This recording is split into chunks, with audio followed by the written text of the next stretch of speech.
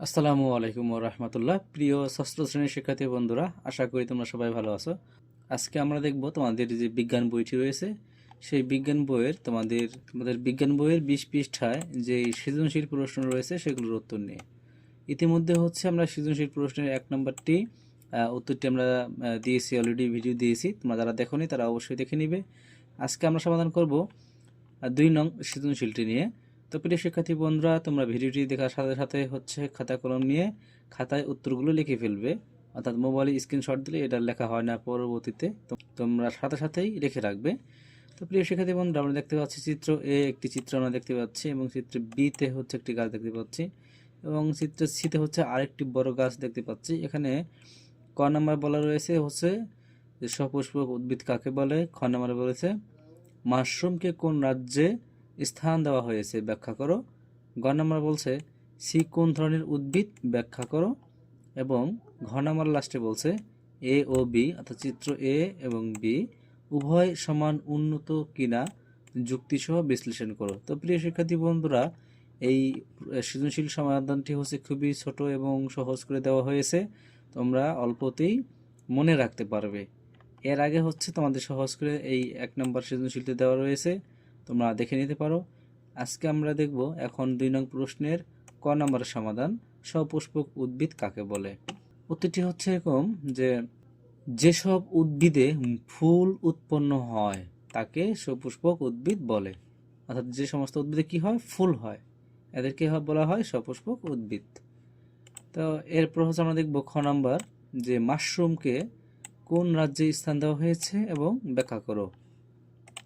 খ নম্বর উত্তরটি আমরা এভাবে লিখতে পারি যে মাশরুমকে রাজ্য 3-এ স্থান দেওয়া হয়েছে, অর্থাৎ ফানজাই বা ছত্রাক রাজ্যে স্থান দেওয়া হয়েছে, কারণ এদের দেহে কি সুগঠিত নিউক্লিয়াস থাকে এবং এরা সাধারণত এককোষী বা বহুকোষী হয়। এদের দেহে ক্লোরোফিল নেই, তাই এরা নিজের খাদ্য নিজে তৈরি করতে পারে না এবং পরভোজী হিসেবে জীবন ধারণ করে। এই ছিল আমাদের 2 নং সৃজনশীল প্রশ্নের খ নম্বরের সমাধান। আশা করি তোমরা বুঝতে পেরেছো। এরপর আমরা দেখব গ নম্বরের উত্তর, সি কোন ধরনের উদ্ভিদ ব্যাখ্যা করো। অর্থাৎ চিত্র সি কোন ধরনের উদ্ভিদ ব্যাখ্যা করো। আমরা গ নম্বর সমাধানটি এভাবে লিখতে পারি যে উদ্দীপকের চিত্র এখানে সি হবে। চিত্র সি কি দেখতে পাচ্ছি, বট গাছ, যেটি হলো কি আবৃতবীজী সপুষ্পক উদ্ভিদ।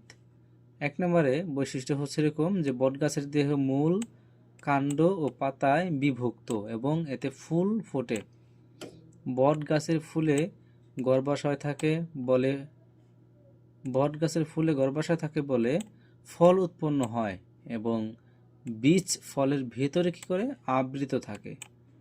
এই ছিল আমাদের গ নম্বরের সমাধান। আশা করি বুঝতে পেরেছো।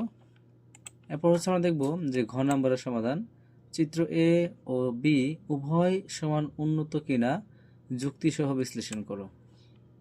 আমরা ঘ নম্বর প্রশ্নের সমাধানটি যেভাবে লিখতে পারি, অর্থাৎ চিত্র এ ফার্ন এবং চিত্র বি কি নারকেল, উভয় সমান উন্নত নয়। ফার্নের চেয়ে নারকেলের গাছ অনেক বেশি উন্নত।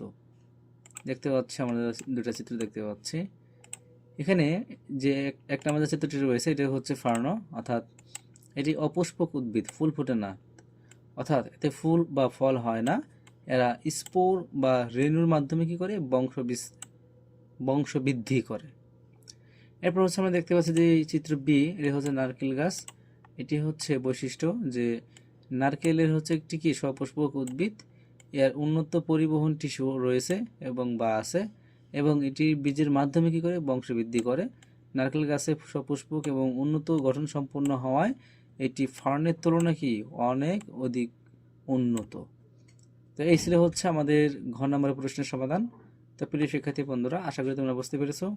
এরপর আমরা দেখব পরবর্তীতে তোমাদের নিচে সংক্ষিপ্ত প্রশ্ন রয়েছে 5টি।